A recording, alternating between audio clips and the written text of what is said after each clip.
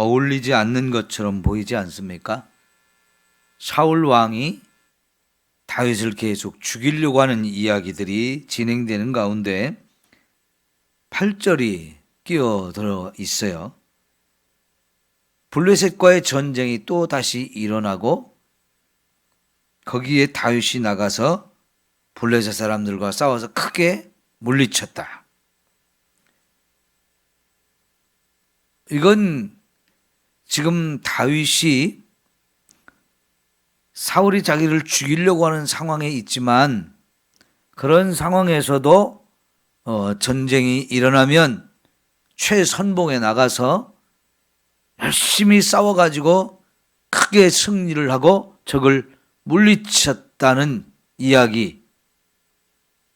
그러면 여러분, 다윗은 그런 상황에서도 마땅히 자기가 해야 될 일이다 하면 최선을 다해서 그 일을 해가지고 사울 왕에게도 유익하고 온 나라에도 어려움이 없이 그 어려움을 잘 극복하는 일에 이렇게 열심을 다하고 있는데, 자, 그런 상황에서도 사울 왕은 다윗을 죽이려고 한다. 그런 얘기를 하고 싶은 겁니다.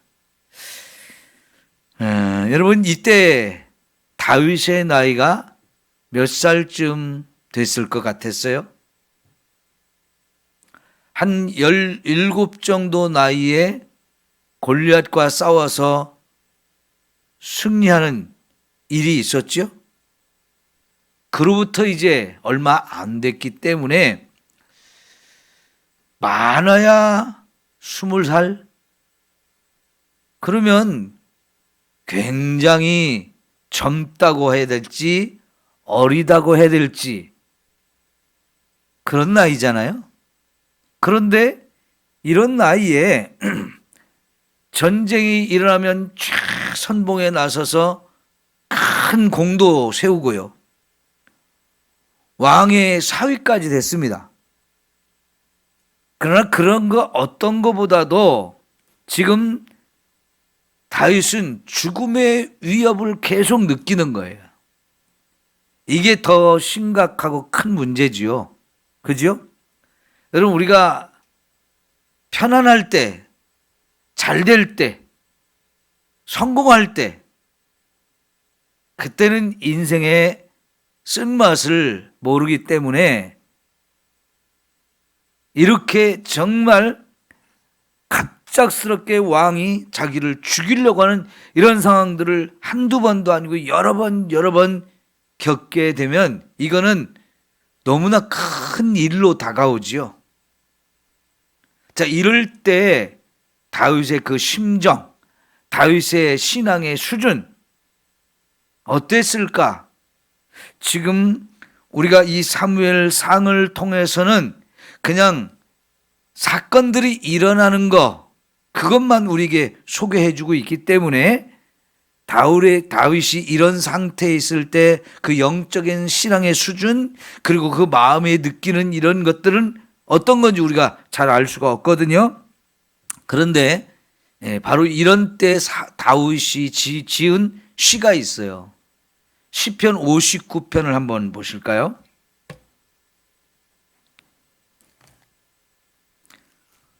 시편 59편입니다.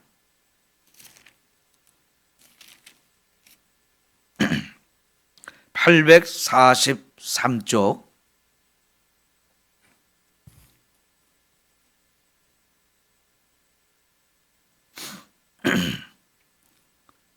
시편 59편 다윗의 믹담시, 인도자를 따라 알다스 헷에 맞춘 노래.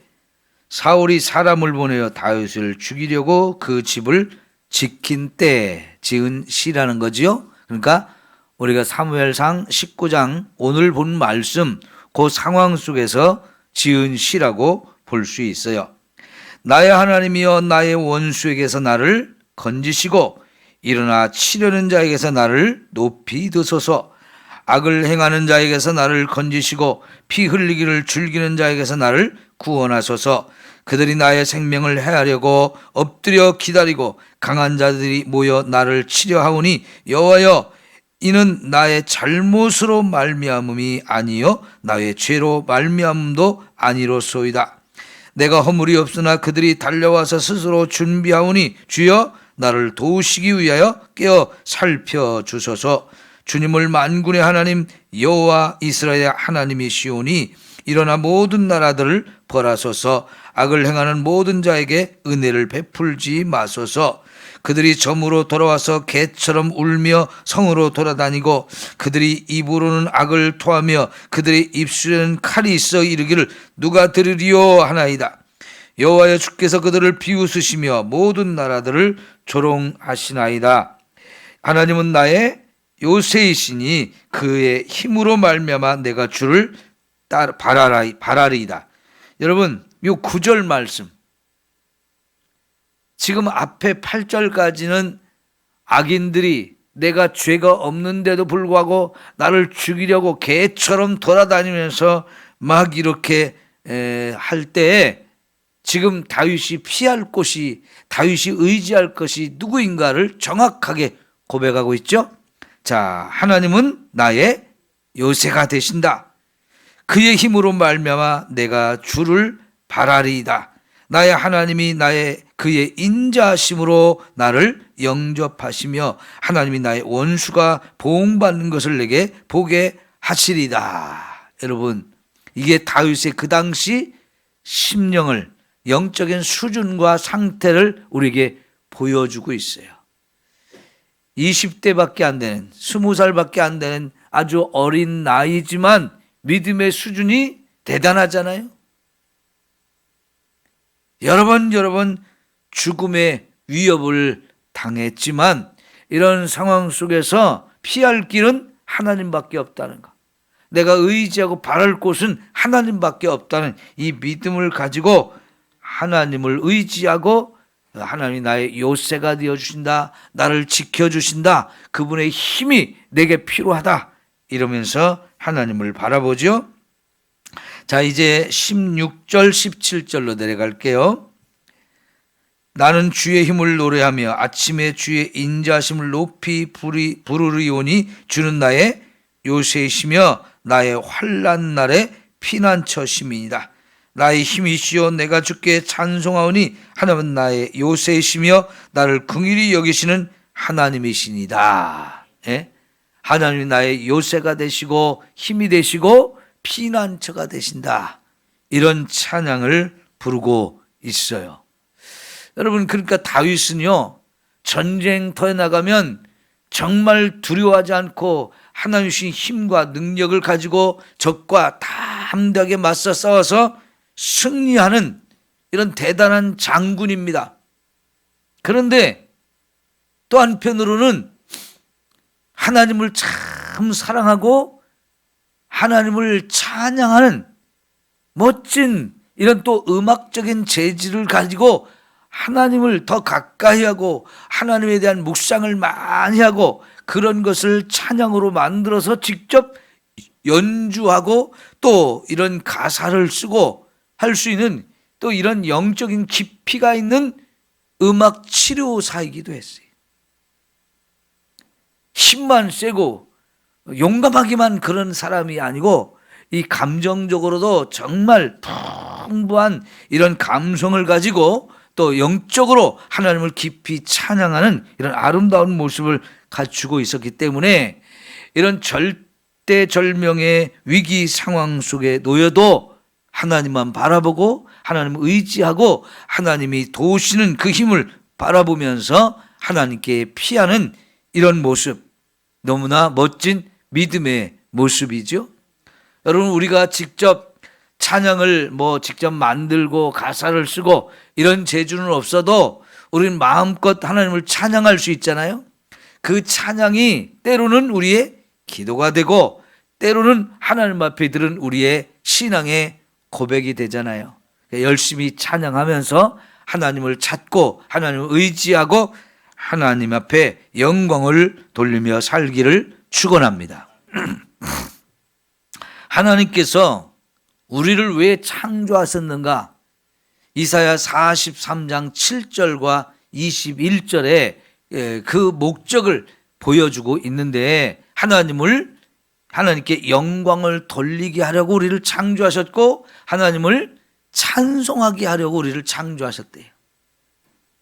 하나님께 영광을 돌리는 많은 방법이 있습니다만은 그 중에 하나가 하나님을 찬송하는 거예요. 그러니까 우리가 이런 찬송을 다른 사람들이 은혜 받으면서 믿음으로 이런 작곡한 이런 찬송가 이런 것들을 가지고 우리가 하나님을 마음껏 찬양하는 것만으로도 우리도 큰 힘이 되지요. 큰 은혜가 넘치게 되는 거지요.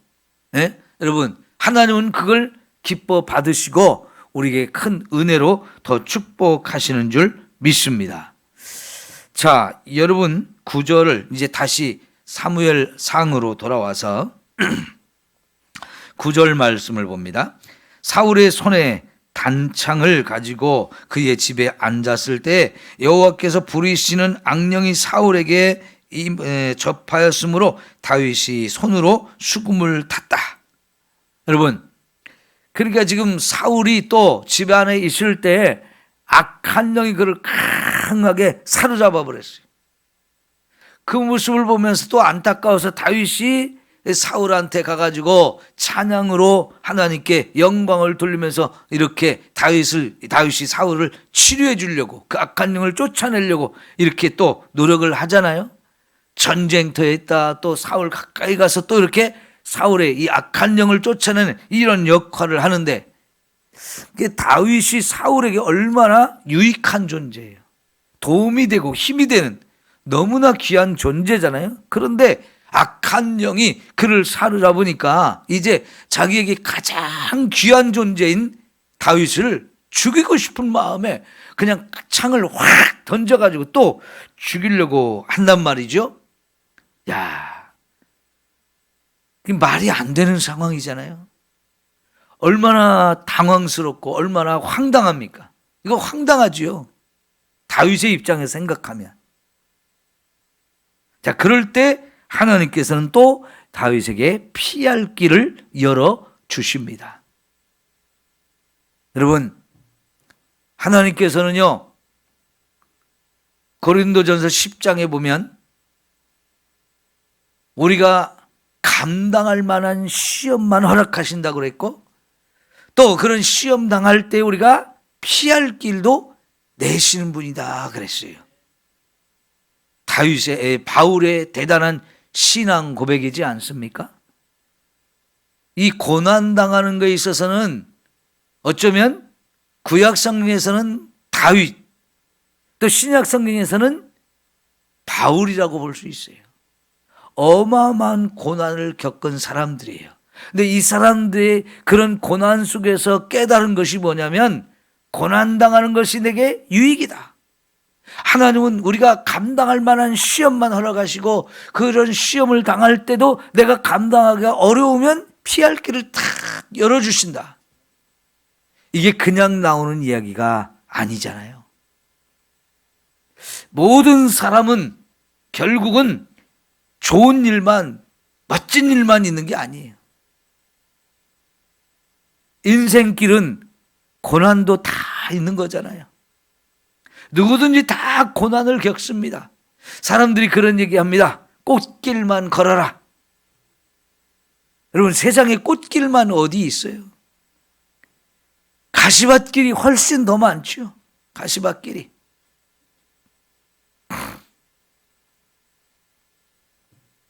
그게 인생인데 그 인생을 살아가면서 나는 이런 고난이 없었으면 좋겠다라고 생각을 하고 그런 고난이 안 왔으면 좋겠다 생각합니다. 근데 그런 약한 마음을 가지고 살다 보면 이 고난 속에서 왜 나만 이런 고난 당합니까? 이런 어리석은 생각을 해요. 그리고 좌절하고 낙심하고 넘어집니다. 나이가 어리다고 고난이 안 오는 거 아니잖아요. 다윗이 아직 20대 아주 젊은, 아니 어쩌면 어리다고 표현할 그런 나이인데도 이렇게 죽음의 위협과 고난을 막 겪는 거예요. 여러분, 이때부터 시작해가지고 다윗이 이렇게 사울 왕에 의해서 죽음의 위협을 겪은 게 10년이 넘습니다. 10년 결코 짧은 시간이 아니죠.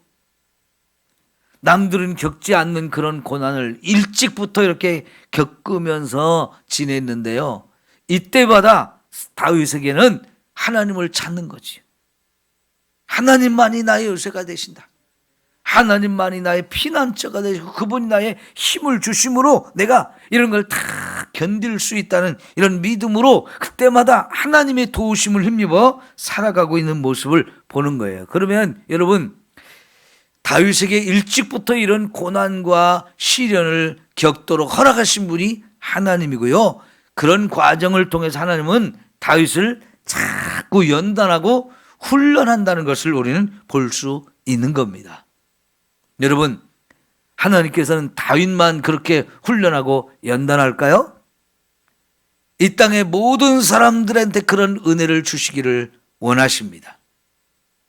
그러므로 여러분, 우리가 지금까지 인생을 살아오면서 봐도 그렇고 앞으로 살아가는 과정 속에 또 어떤 고난이 온다 할지라도 그것은 하나님께서 나를 연단하기 위한 과정이다, 이렇게 보아야 할 것입니다. 그러면 두렵지 않습니다. 그러면 얼마든지 그것을 견딜 수 있게 됩니다. 문제는 사람들이 그 고난을 견디지 못하고 자꾸만 포기하고 낙심하는 데 있어요. 이 고난 앞에서 두려워 떨다가 포기하고 낙심하는 거 가장 어리석은 거거든요. 누구든지 다 겪는 고난인데 왜 나만 겪는 고난이냐고 이렇게 생각하는 것 가장 어리석은 거잖아요. 나 혼자 그런 경험을 하는 게 아니고 나의 등 뒤에 하나님이 계시고 하나님이 나와 그 고난의 현장에 함께 계심을 우리가 발견하고 그 하나님을 의지해야 합니다. 나 혼자 그런 길을 걷게 내버려 두지 않아요. 내가 그 고난의 길을 걸어갈 때 하나님은 언제나 나와 함께 해주셔요. 두려워하지 마, 놀라지 마, 내가 너와 함께함이라. 이렇게 하나님은요, 그 고난의 현장 속에 우리와 함께 계시거든요. 그 하나님을 내가 찾느냐, 발견하느냐, 이게 중요한 거거든요. 그 하나님을 발견하면, 아, 하나님이 나와 함께 계시네? 그러면 두려울 게 하나도 없잖아요. 걱정할 게 하나도 없잖아요. 왜? 온 세상의 창조자이고 온 세상의 주관자 되시는 하나님이 나와 함께 계시면서 나를 지켜주시는데 내가 뭘 두려워하고 뭘 걱정하겠어요. 내 눈에 이 앞에 있는 이 환경, 그 고난의 환경, 그건 절대 문제가 되지 않는 거잖아요. 여러분, 하나님께서 우리에게 큰 은혜를 주시는 줄 믿습니다. 자, 여러분 10절에 사울이 그렇게 창을 던져 자기를 죽이려고 창을 탁 던졌는데 그걸 피했죠. 그리고 다윗이 그 밤에 도피했다. 그런데 도피한 게 어디냐? 집으로 갔어요. 집으로. 당장 지금 사울 앞에서 도망을 하는 거, 그래서 집으로 도망가는 거, 그거 외에는 어쩌면 다윗이 할 수 있는 게 없었을 거예요. 그런데 이제는 사울 왕이 군사를 풀어가지고 야, 다윗이 어디로 도망갔는지 찾아내. 그리고는 지켜보고 있다가 죽여. 그런데 다윗이 집으로 도망가서 이렇게 숨어 있는데 다윗의 아내 미갈이 어떻게 보니까 분위기가 이상해요. 그래서 살펴보니까 군사들이 와가지고 지금 이 다윗의 집을 포위하고 있어요. 위험을 직감한 이 미갈이 어찌했습니까? 다윗을 빨리 불러가지고 지금 여기 숨어 있으면 안 되고 여기가 제일 위험한 자리니까 빨리 도망가야 된다. 다른 데로 도망가야 된다. 해가지고 창문으로 이렇게 내려가서 빨리 피할 수 있도록 해 주었어요. 그래도 아내가 이렇게 정말 힘이 되어가지고 다윗을 피할 길을 열어준 거지요. 여러분, 그러니까 하나님이 피난처가 되신다. 우리의 피할 길을 열어주신다. 이런 말씀들이 정확하게 우리에게 가르쳐주는 얘기죠. 때로는 사람을 통해서, 때로는 이런저런 방법을 통해서 하나님은 피할 길을 열어주시는데, 이 돕는 손길이 있다는 거 참 감사한 거잖아요. 그럼 처음에는 사울의 아들 요나단이 다윗을 살려줬는데, 이번에는 딸인 미갈이 또 다윗을 살려주게 되죠. 그러니까 사울 왕은 다윗을 죽이려고 하는데, 그 사울 왕의 아들이든 딸이든 이렇게 다윗을 살리는 일을 하고 있는 모습을 보면 참 또 기가 막히지요. 네. 여러분, 하나님은요, 우리가 고난과 위험과 어려움을 당할 때 피할 길도 열어주시고 돕는 손길도 붙여주시고, 그러면서 우리의 피난처가 되는 것을 볼 수 있습니다. 그런데 여러분, 18절 볼까요? 다윗이 도피하여 어디로 갔어요? 라마로 갔는데 거기에 누가 있어요? 사무엘이 사는 곳이에요. 사무엘에게 도망가는 거예요. 이제 다윗이 어디로 도망가느냐, 이게 항상 이제 문제가 됩니다. 왜요? 어디로 도망가든지 이게 다 드러나게 되어 있고, 또 그러면 다윗이 어디 있다 그러면 사울 왕이 그냥 있지를 않는단 말이에요. 이제 쫓아다니기 시작해요. 가서 죽이겠다. 어디에 있든지 내가 가서 죽일 거야 하면서 사울이 이렇게 쫓아다니기 시작하는데, 나중에는 진짜 도망갈 곳이 없어서 다른 나라로도 도망가고 막 이렇게 하거든요. 계속 여기로 저기로 또 도망가고, 또 도망가면 또 쫓아오고, 그럼 또 도망가고, 계속 이제 피난길이 되어지는데, 참 얼마나 고통스럽고 힘든 나날입니까? 근데 그런 상황 속에서 다윗이 이길 수 있고 견딜 수 있는 힘은 오로지 믿음밖에 없었어요. 그러니까 이런 상황에서 믿음이 없다면 이거는 그냥 스스로 포기하는 거지요. 그러니까 우리가 내가 하나님을 믿고 그 하나님 앞에서 믿음으로 산다는 것이 정말 큰 은혜요, 축복입니다. 네? 여러분, 우리가 편안할 때는 내가 하나님 믿는 게 이게 별거 아닌 것처럼 생각할지 모르지만, 이 믿음의 힘, 하나님을 내가 믿는다는 거, 이거 자체가 가장 절실하게 또 가장 귀하다는 걸 느낄 수 있는 순간이 내가 고난을 당할 때예요. 어려움을 당해보면, 우리가 하나님을 믿는 게 이렇게 귀한 거구나, 이렇게 놀라운 은혜이구나, 이걸 경험할 수 있거든요. 여러분, 우리가 이 편안할 때, 그래서 하나님을 더 찾고 내 믿음을 자꾸 키워야 되고 하나님을 더 가까이 할 수 있는 이런 은혜가 있기를 축원합니다. 기도합니다. 강현덕 권사님 1000번째